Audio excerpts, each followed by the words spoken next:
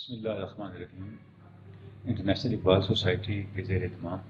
اقبال فہمی کے لیے جو کوششیں ہو رہی ہیں اس کا ایک بڑا امپیکٹ ہے سوسائٹی کے اندر، اور سوسائٹی کے مختلف طبقات اور مختلف ایج گروپس کے لوگ ان کاوشوں سے مستفید ہو رہے ہیں، اقبال کے ساتھ متعلق ہو رہے ہیں، اقبال کو سمجھ رہے ہیں، اور ان کے اندر ایک ایسا ذوق اور ایک ایسا شوق ڈیولپ ہو رہا ہے کہ وہ جاننا چاہتے ہیں کہ اقبال کی سوچ کیا ہے، اقبال کی فکر کیا ہے، اور اقبال کی نظم و نثر سے اس زمانے میں ہم کیا حاصل کر سکتے ہیں۔ اسی مقصد کو پیش نظر رکھتے ہوئے انٹرنیشنل اقبال سوسائٹی کے تحت ایک بہت ہی منظم اور مربوط ایکسرسائز کا آغاز کیا گیا ہے، سلسلے کا آغاز کیا گیا ہے، جس کو ہم انڈرسٹینڈنگ اقبال سیریز کہہ رہے ہیں۔ اس سلسلے کے تحت ہمارا ہدف یہ ہے کہ اقبال کی نظم اور نثر سے متعلق 12 ایسے موضوعات کا انتخاب کیا جائے جس سے ہمیں اقبال کی فکر سے شناسائی بھی ہو، اور یہ بھی سمجھ سکیں ہم کہ آج کی جو ہمارے مسائل ہیں، چاہے وہ انفرادی زندگی سے متعلق ہیں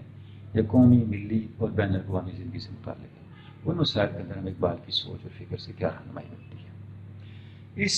مقصد کو پیش نظر رکھتے ہوئے ہم نے اقبال کی نظم و نثر سے 12 تحریروں کا انتخاب کیا ہے، جس میں نظمیں بھی شامل ہیں اور اقبال کی نثری تحریریں بھی شامل ہیں۔ ہماری کوشش یہ ہوگی کہ ہر نشست کے اندر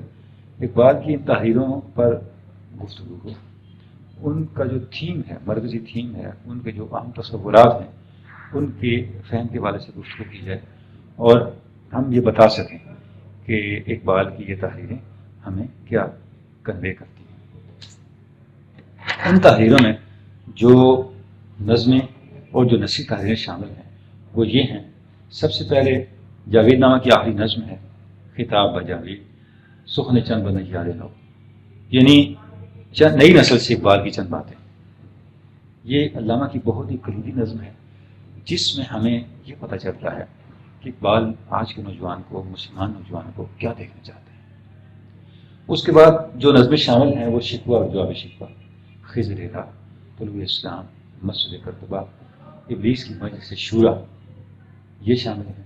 اور اس کے ساتھ جو نثری تحریریں ہمارے اس انڈرسٹینڈنگ اقبال سیریز میں زیر بحث آئیں گی، ان میں خطبہ الہٰباد، ملت بیضا علیہ عمرانی نل، اسلام اور وطنیت، مسلم ثقافت کی روح، اسلام میں اصول حرکت اور کیا مذہب کا امکان ہے، یہ تحریریں شامل ہیں۔ آپ دیکھ رہے ہیں کہ ان میں سے جو آخری 3 تحریریں ہیں وہ علامہ کے خطبات سے ہیں، یعنی جو علامہ کی تمام نثری تحریروں میں سے جو سر فہرست ایسی علامہ کی تحریریں جو ہمارے آج کے مسائل کو ایڈریس کرتی ہیں، ان کو اس سیریز میں ہم نے شامل کیا ہے، اور ہماری کوشش ہوگی کہ ہم ان تحریروں پر بات کرتے ہوئے آج کے مسائل کے تناظر میں اقبال کی فکر سے کچھ روشنی دے سکیں۔